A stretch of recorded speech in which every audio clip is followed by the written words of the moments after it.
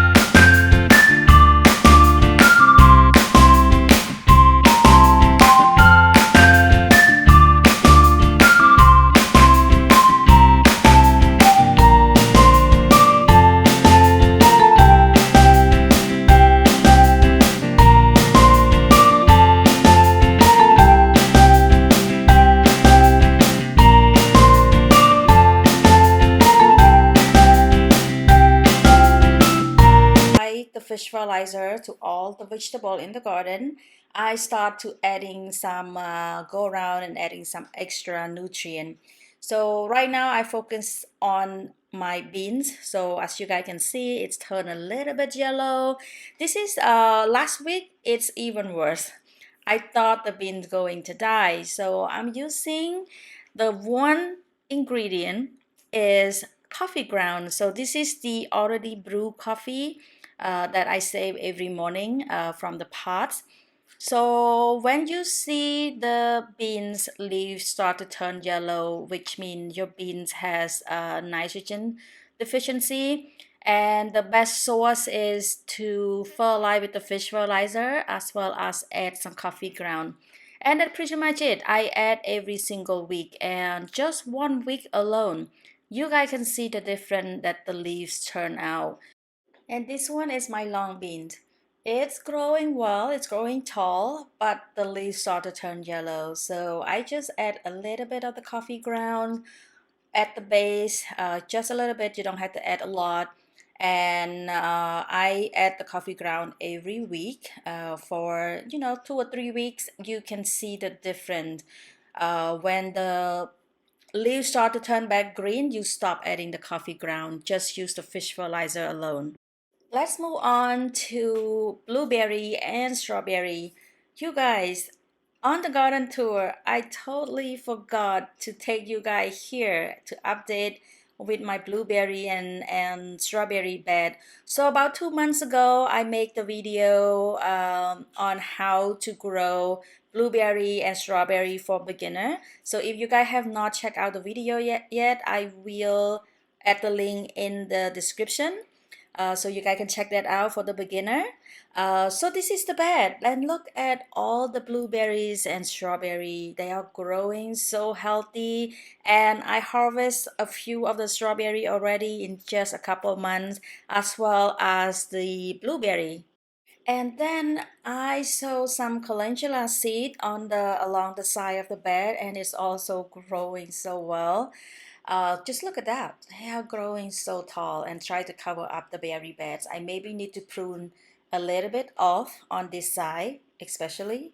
I also sow some of the mixed flower seed, and then I saw I have some cornflowers over here. Beautiful purple shade. And also the calendula, they are so healthy. Growing from seed is a lot better. Don't buy anything calendula from the nursery because it's not going to grow this healthy. Grow from seed, it's very easy. And you also can save the seed for the next season as well. Just look at that, it's so big. And this is a seed pod. Let me try to find seed pod and show you guys. Look at this one.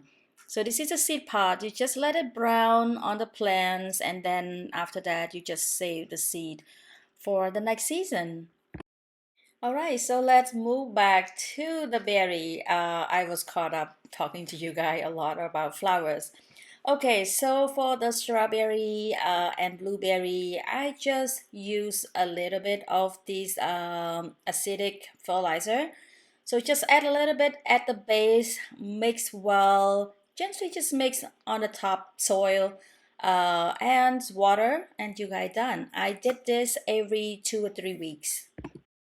Since planted about 2 months ago, I use about twice of fish fertilizer and about 3 times of this is the third time that I apply the berry fertilizer. So they're growing really well. As you guys see this, like the blueberry growing a lot of new branches and produce a lot of fruits already. And just look at the strawberry leaf, so dark green, very healthy, produce a lot of fruits. All right, so let's move along to tomato. So this is the fertilizer that I'm using for tomato. They have high in calcium, and I also use this brand too. This is the liquid fertilizer, and the other one, the GNB one, is the powdery granule kind of texture.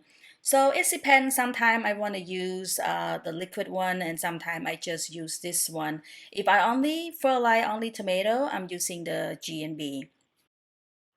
So right now I have about 10 tomato plants, so it's not that much. And I just grow them in the container, scatter all over in the garden.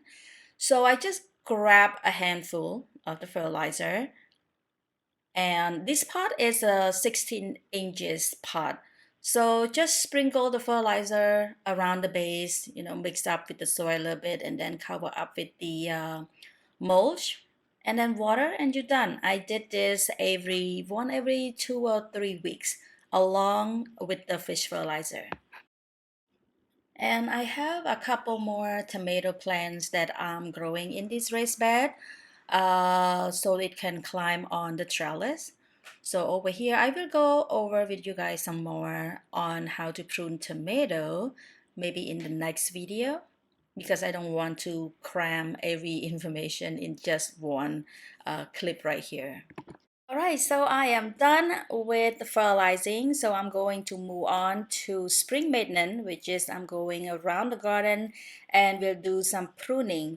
So I will leave the video on growing raspberry and blackberry for the next video because it's just a lot of information to talk about for that topic. When it comes to pruning, I love to prune all the bottom leaf. Doesn't matter pepper plants, tomatoes, eggplants, or even those squash and zucchini, because you don't want all of those leaves that on the bottom touching the soil. There's a couple reasons.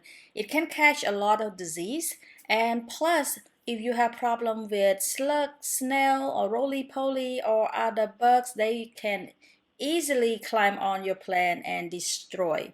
So make sure remove all the bottom.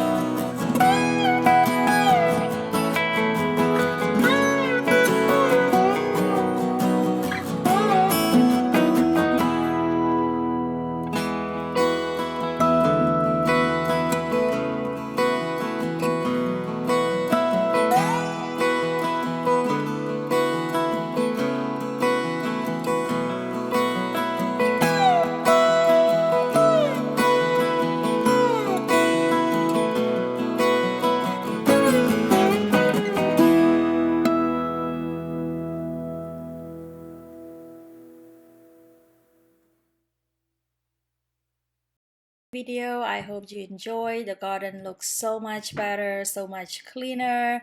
And also stay tuned for the video on growing raspberry and blackberry. I will post it soon.